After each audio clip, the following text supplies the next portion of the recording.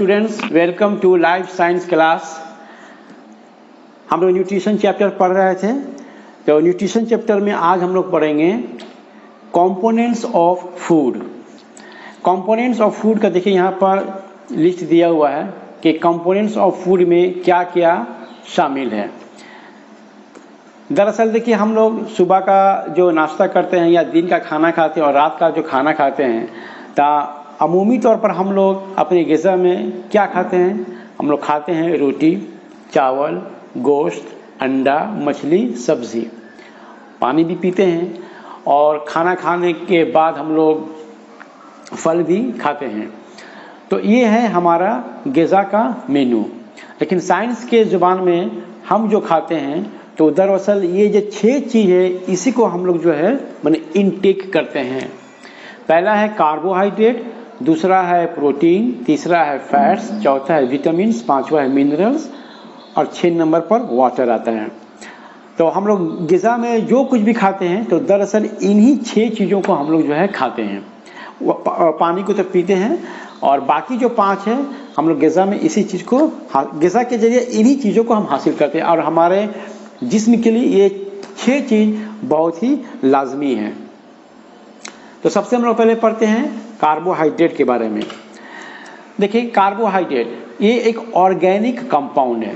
सबसे पहले समझ लीजिए कि कंपाउंड 2 तरह का होता है। एक होता है गैर नामियाती मुरक्कबात, जिसे अंग्रेजी में कहते हैं इनऑर्गेनिक कंपाउंड्स, और दूसरा होता है नामियाती मुरक्कबात, जिसे अंग्रेजी में कहते हैं ऑर्गेनिक कंपाउंड्स। इनऑर्गेनिक कंपाउंड्स क्या होता है? इनऑर्गेनिक कंपाउंड्स वो कंपाउंड्स है जिसमें कार्बन या हाइड्रोजन में से कोई एक अंश मौजूद हो सकता है, लेकिन दोनों एक साथ कभी नहीं पाए जाते हैं। जैसे मान लीजिए पानी में देखिए H2O है, ऑक्सीजन में ऑक्सीजन है, सोडियम क्लोराइड NaCl है, ठीक है। और एक होता है ऑर्गेनिक कंपाउंड्स। ऑर्गेनिक कंपाउंड्स वो कंपाउंड्स हैं जिसमें कार्बन और हाइड्रोजन की मौजूदगी लाजमी है। और जितने भी ऑर्गेनिक कंपाउंड्स होंगे उसमें कार्बन और हाइड्रोजन जरूर होगा, ठीक है। और कार्बन तो लाजमी है, कार्बन का होना जरूरी है। जितने भी ऑर्गेनिक कंपाउंड उसमें कार्बन एसेंशियल जो है एक आंसर है, ठीक है। तो कार्बोहाइड्रेट्स देखिए, तो कार्बोहाइड्रेट क्या हो गया? ये ऑर्गेनिक कंपाउंड है जिसके अंदर 3 एलिमेंट्स मौजूद होते हैं। एक होता है कार्बन, दूसरा होता है हाइड्रोजन और तीसरा होता है ऑक्सीजन, ठीक है। अब कार्बोहाइड्रेट्स में जो हाइड्रोजन और ऑक्सीजन का जो रेशियो होता है वो 2:1 का होता है, जिस तरह से पानी में होता है। पानी का केमिकल फार्मूला क्या है? H2O। तो H2O में हाइड्रोजन और ऑक्सीजन का प्रोपोर्शन क्या है? 2:1 का, ठीक है। उसी तरह से कार्बोहाइड्रेट में हाइड्रोजन और ऑक्सीजन का रेशियो जो है 2:1 का होता है। अब सबसे पहले कार्बोहाइड्रेट्स हम ग़िज़ा किन किन ग़िज़ाओं से हम हासिल करते हैं? तो देखिए कार्बोहाइड्रेट हासिल होता है फ्रूट्स, जैसे एप्पल्स, ऑरेंजेस, बनाना हुआ, पाइनएप्पल हुआ, ठीक है। और सब्जी में आपका हो गया पोटैटोज हो गया। सीरियल्स हैं, माने आपका ये जैसे चावल हो गया, आपका गेहूं हो गया, ये जो है कार्बोहाइड्रेट का सोर्स है।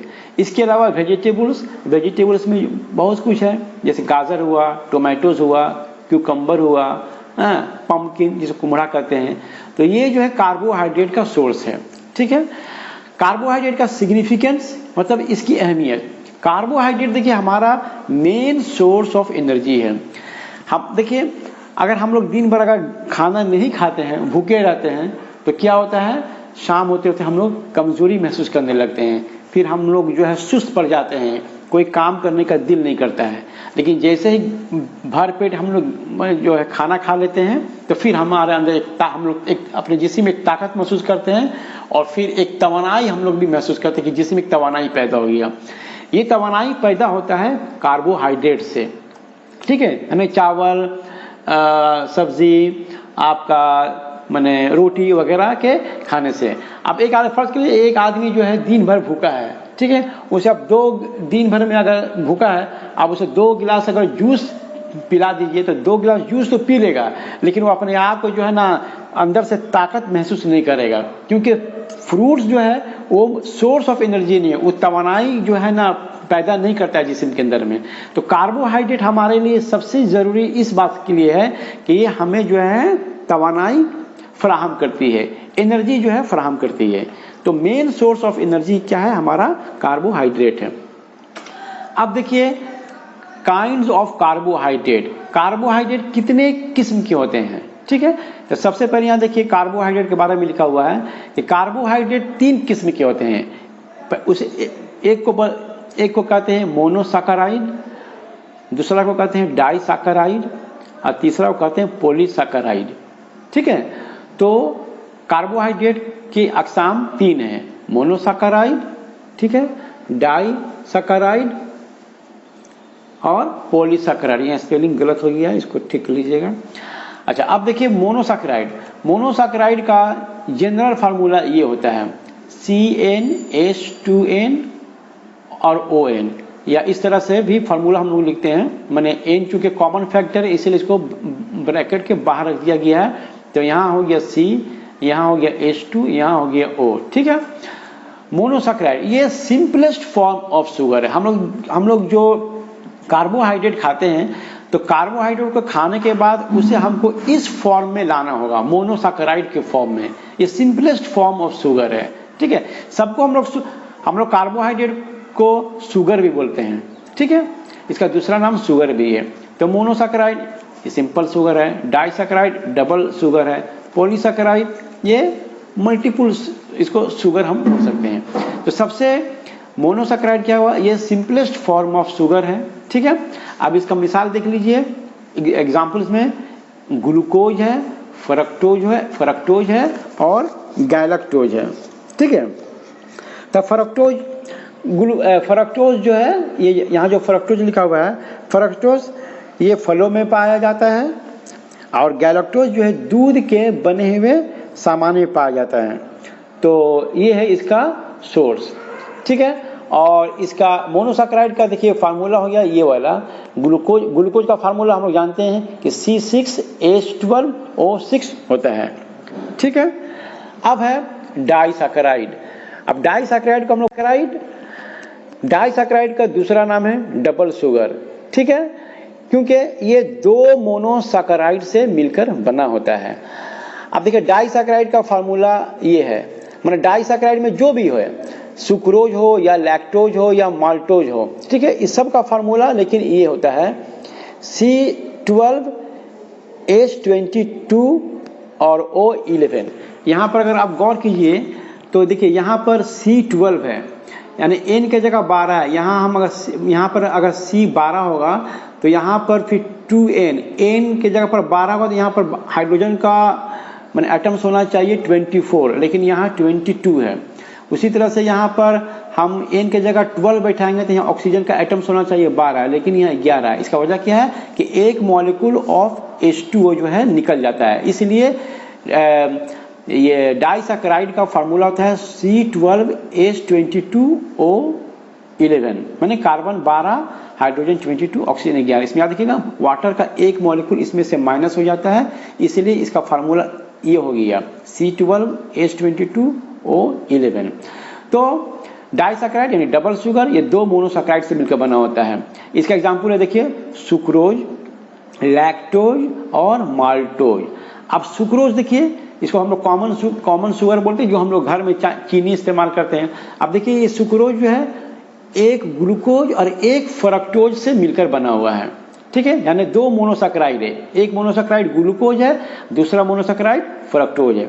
उसी तरह से लैक्टोज, इसका दूसरा नाम है मिल्क शुगर। अब देखिए लैक्टोज जो है भी ग्लूकोज से और गैलेक्टोज से मिलकर बना हुआ है। ये भी 2 मोनोसैकेराइड है, एक ग्लूकोज हुआ, दूसरा हुआ गैलेक्टोज। माल्टोज इसका एक अल्टरनेटिव नाम है मॉल्ट शुगर। ये भी देखिए 2 ग्लूकोज से मिलकर बना हुआ है।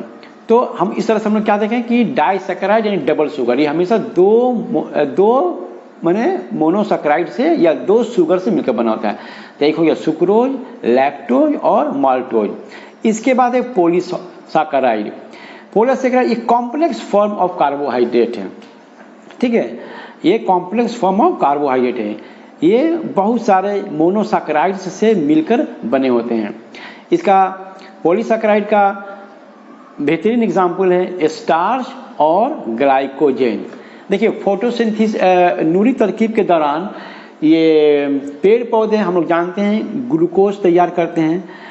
एक बार जब ग्लूकोज तैयार हो गया तब पेड़ पौधे क्या करते हैं, ग्लूकोज को स्टार्च में कन्वर्ट कर देते हैं और स्टार्च के शक्ल में जो है ये पौधों के अंदर में ये स्टोर रहता है। याद रखिएगा कि फोटोसिंथेसिस के दौरान पेड़ पौधे जो ग्लूकोज तैयार करते हैं वो ग्लूकोज कन्वर्ट हो जाता है स्टार्च में और स्टार्च के शक्ल में ही पेड़ पौधों में ये जमा रहते हैं। और ग्लाइकोजन ये भी एक एग्जाम्पल है पॉलीसैकेराइड का। तो ग्लाइकोजन जो है एनिमल्स के अंदर में जो है ये जो है स्टोर रहता है कि शक्ल में ग्लूकोज के शक्ल एनिमल जो है ग्लूकोज को ग्लाइकोजन के शक्ल में जो है इसको जमा रखते हैं। और लीवर जो है एनिमल्स में लीवर जो है ये इसका स्टोर हाउस है। ठीक है, तो ये था आपका कार्बोहाइड्रेट्स के बारे में। अब हम लोग चलते हैं प्रोटीन के बारे में पढ़ने के लिए कि प्रोटीन क्या होता है। प्रोटीन भी देखिए, प्रोटीन भी एक ऑर्गेनिक कंपाउंड्स है। ठीक है, इसके हम लोग कार्बोहाइड्रेट में क्या देखा था कि कार्बोहाइड्रेट में कौन कौन से एलिमेंट्स थे, कार्बन, हाइड्रोजन और ऑक्सीजन। ये तीनों एलिमेंट्स जो है प्रोटीन में लाजमी तौर पर पाए जाते हैं। देखिए कार्बन, हाइड्रोजन और ऑक्सीजन। इसका मेन जो है एलिमेंट है वो है नाइट्रोजन। नाइट्रोजन प्रोटीन का सबसे अहम अंशर है और इसके अलावा सल्फर भी पाया जाता है। ठीक है, तो प्रोटीन क्या है, प्रोटीन एक ऑर्गेनिक कंपाउंड है जो कार्बन, हाइड्रोजन, नाइट्रोजन, ऑक्सीजन और सल्फर से मिलकर बना होता है। अब जो है देखिए, जिस तरह से एक बिल्डिंग की तामीर होती है तो बिल्डिंग के तामीर में सबसे अहम चीज़ क्या होता है, ईंट होता है। माने ईंट पर ईंट रखते रखते जो है एक बिल्डिंग तैयार होता है। तो हमारा जो है जो प्रोटीन जो तैयार होता है वो अमीनो एसिड से तैयार होता है। माने अमीनो एसिड्स को बोला जाता है बिल्डिंग ब्लॉक्स। अमीनो एसिड्स को क्या बोलते हैं, बिल्डिंग ब्लॉक्स। माने कई अमीनो एसिड्स जो है मिलकर एक चेन बनाते हैं। ठीक है, उसी चेन का नाम होता है प्रोटीन। तो अमीनो एसिड्स बहुत सारे जो है आपस में मिलकर एक चेन बनाते हैं और उसे हम लोग प्रोटीन कहते हैं। प्रोटीन का सोर्स क्या है, माने प्रोटीन हम कहाँ से हासिल करते हैं।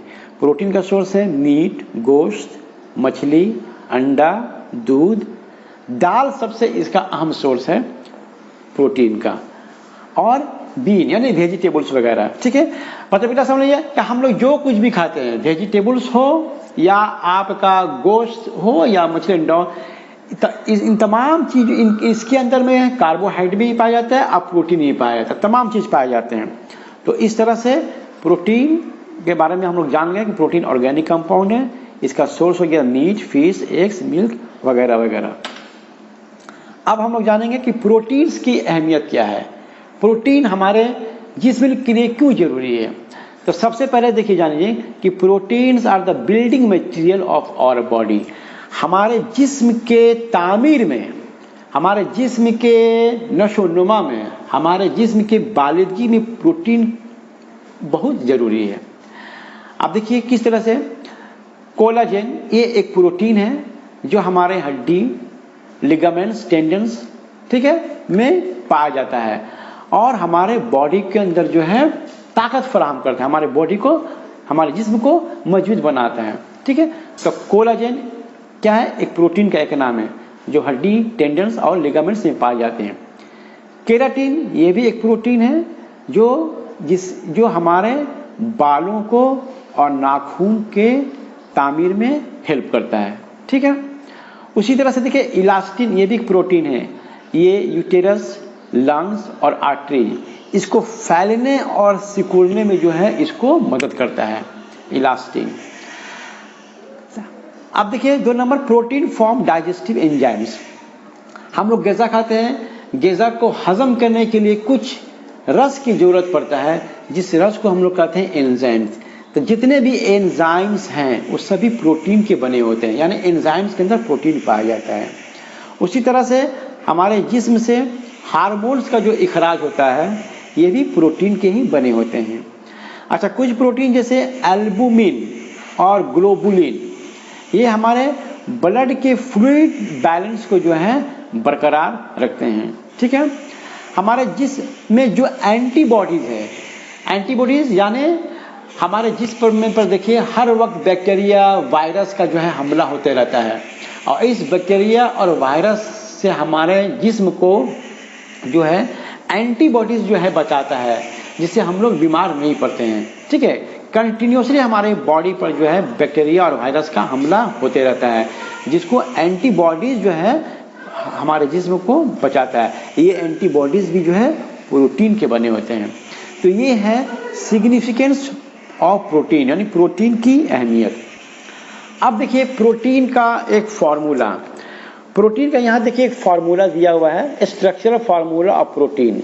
ये देखिए ये है कार्बन, ठीक है, ये है कार्बन, और इस कार्बन के साथ यहाँ पर ये जो देख रहे हैं COOH, इसको बोलते हैं कार्बोक्सिल ग्रुप। तो इस कार्बन के साथ अटैच्ड है कार्बोक्सिल ग्रुप। ठीक है, अच्छा, उसके बाद इस साइड में देखिए इसको बोलते हैं अमाइनो ग्रुप H2N, हाइड्रोजन यहाँ 2 है, 1 2 N, तो ये हो गया अमाइनो ग्रुप। और इस कार्बन के साथ एक हाइड्रोजन जो है जुड़ा हुआ है सिंगल बॉन्ड के जरिए, और यहाँ पर फिर एक कार्बन के साथ इसको बोलते हैं R ग्रुप। ठीक है, तो जितने भी प्रोटीन होते हैं, ठीक है, तो दरअसल ये अमीनो एसिड है, अमीनो एसिड या प्रोटीन, ये अमीनो एसिड है। ठीक है, तो जितने भी अमीनो एसिड हैं उसमें कार्बन देखिए बीच में रहता है। कार्बन अपने साथ कार्बोक्सिल ग्रुप के साथ एक तरफ अटैच रहता है, एक साइड कार्बन जो है हाइड्रोजन के साथ अटैच रहता है, और एक साइड में कार्बन जो है अमीनो ग्रुप के साथ अटैच रहता है, और एक साइड में कार्बन जो है R ग्रुप के साथ अटैच रहता है। हर अमीनो एसिड में ये आप कॉमन पाएंगे, कार्बोक्सिल ग्रुप, हाइड्रोजन ग्रुप और अमीनो, ये कॉमन रहेगा। डिफरेंट होगा R, ये R के जगह पर जो है कुछ भी हो सकता है और उसी के हिसाब से उसका नाम पड़ता है। जैसे यहाँ पर देखिए ये अमीनो एसिड है, यहाँ पर ये कार्बोक्सिल ग्रुप है, ये हाइड्रोजन है, ये अमीनो ग्रुप है। अब यहाँ पर जो है R की जगह क्या अटैच्ड है, हाइड्रोजन। ठीक है, तो R की जगह पर यहाँ पर हाइड्रोजन है, इसको हम लोग नाम बोलते हैं ग्लीसाइन। ग्लीसाइन क्या है, ये प्रोटीन का ही एक नाम है।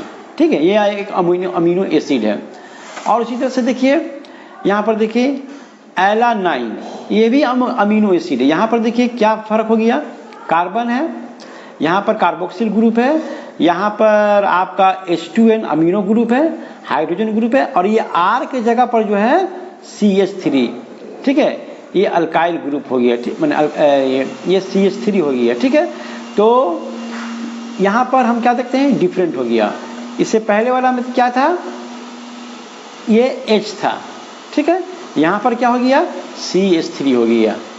तो इस तरह से हम क्या देखते हैं कि अमीनो एसिड्स जितने होते हैं, अमीनो एसिड में कार्बन एक तरफ कार्बोक्सिल ग्रुप के साथ अटैच रहता है, दूसरी तरफ अमीनो ग्रुप के साथ, और एक हाइड्रोजन के साथ। सिर्फ जो R ग्रुप होता है वो डिफरेंट होता है। अगर R की जगह CH3 हो जाएगा तो उसको एलानाइन बोलेंगे, और R के जगह हाइड्रोजन हो जाएगा तो उसे हम बोलेंगे ग्लिसाइन बोलेंगे। तो ये है। अब देखिए पॉलीपेप्टाइड, पॉलीपेप्टाइड क्या है यहाँ पर देखिए ये अमीनो एसिड्स है। ठीक है, ये अमीनो एसिड, जैसे यहाँ पर देखिए ये एलानाइन है, ये ग्लिसाइन है। ठीक है, अभी हमने जो अमीनो एसिड देखा, तो अमीनो एसिड जो है बहुत सारे अमीनो एसिड्स जो है मिलकर एक चेन बनाते हैं, जिसको पॉलीपेप्टाइड कहते हैं। ठीक है, पॉलीपेप्टाइड क्या, polypeptide is a chain of amino acids, बहुत सारे अमीनो एसिड्स आपस में मिलकर एक लंबा सा चेन बनाते हैं जिसको हम लोग पॉलीपेप्टाइड। तो ये था हमारा प्रोटीन के बारे में। तो हम एक बार फिर से थोड़ा सा हल्का सा रिवीजन कर देते हैं। कार्बोहाइड्रेट ऑर्गेनिक कंपाउंड है जिसमें कार्बन, हाइड्रोजन, ऑक्सीजन होता है। इसमें हाइड्रोजन ऑक्सीजन का रेशियो 2:1 होता है। ये इसके जो है सोर्सेस है, यहाँ से हासिल होता है, सब्जी से, फलों से, और जो है गोश्त, मछली, अंडा से सब हासिल होता है। कार्बोहाइड्रेट का मेन सोर्स जो है ये कार्बोहाइड्रेट की अहमियत क्या है, ये मेन सोर्स ऑफ एनर्जी, हरारत, तवानाई हमें कार्बोहाइड्रेट से हासिल होता है। उसके बाद कार्बोहाइड्रेट्स मतलब 3 किस्म के होते हैं, मोनोसैकेराइड, डाइसैकेराइड, पॉलीसैकेराइड। ये इसका जनरल फार्मूला है। और मोनोसैकेराइड को हम लोग बोलते हैं सिंपलेस्ट फॉर्म ऑफ शुगर। दो मोनोसैकेराइड से मिलकर बना होता है। पॉलीसैकेराइड मल्टीपल मोनोसैकेराइड से मिलकर बना होता है। डाइसैकेराइड के एग्जांपल्स हो गया सुक्रोज, लैक्टोज, माल्टोज। ये देखिए सब जो है 2 मोनोसैकेराइड से मिलकर बना हुआ है। पॉलीसैकेराइड के एग्जांपल में हो गया स्टार्च और ग्लाइकोजेन। फोटोसिंथेसिस के दौरान ग्लूकोज जो है स्टार्च में कन्वर्ट हो जाता है और उसी शक्ल में जमा रहता है। एनिमल्स अपने अंदर ग्लूकोज को ग्लाइकोजेन की शक्ल में जमा रखते हैं। प्रोटीन भी एक ऑर्गेनिक कंपाउंड है जिसमें कार्बन, हाइड्रोजन, नाइट्रोजन, ऑक्सीजन और सल्फर पाया जाता है। प्रोटीन जो है अमीनो एसिड से जो है मिलकर बनता है। ठीक है, प्रोटीन का सोर्स है मीट, फिश, एग्स, मिल्क, दाल, सब्जी वगैरह। प्रोटीन की अहमियत क्या है, ये हमारे जिस्म की तामीर करती है। ठीक है, कोलाजेन, इलास्टिन, केराटिन, ये बहुत सारे प्रोटीन्स के मिसालें हैं। इसके अलग अलग फंक्शन है। प्रोटीन जो है एंजाइम्स को फॉर्म करता है। प्रोटीन से हार्मोन्स बनते हैं। एल्बुमिन और ग्लोबुलिन जैसे प्रोटीन जो है ब्लड के अंदर जो है फ्लूइड बैलेंस को बरकरार रखते हैं। प्रोटीन्स, एंटीबॉडीज जो है वो भी प्रोटीन के बने होते हैं जो हमारे जिस्म को जो है बैक्टीरिया और वायरस से हिफाजत करते हैं। ठीक है, अमीनो एसिड का ये एक ये स्ट्रक्चरल फार्मूला कॉमन है, ये हर अमीनो एसिड में रहेगा। अमीनो ग्रुप, कार्बोक्सिल ग्रुप और हाइड्रोजन ग्रुप, ये हर अमीनो एसिड्स में कॉमन पाया जाएगा। डिफरेंट जो होगा ये आर होगा, इसको आर ग्रुप कहते हैं। इसके डिफरेंट होने से अमीनो एसिड के डिफरेंट नाम हो जाते हैं। जैसे यहाँ पर आर के जगह ग्लिसाइन, हाइड्रोजन आ गया तो इसका नाम पड़ गया ग्लिसाइन। फिर उसी तरह से यहाँ पर आर के जगह CH3 आ गया तो इसका नाम हो गया एलानाइन। इस तरह से बहुत किस्म के जो है अमीनो एसिड्स होते हैं। बहुत सारे अमीनो एसिड्स मिलकर एक लंबा चेन तैयार करते हैं जिसे हम पॉलीपेप्टाइड कहते हैं। तो ये था आज का हमारा लेसन कार्बोहाइड्रेट और प्रोटीन्स के बारे में। हम उम्मीद करते हैं कि आज का लेसन आप लोग को समझ में आए। बस इतना ही। Thank you very much.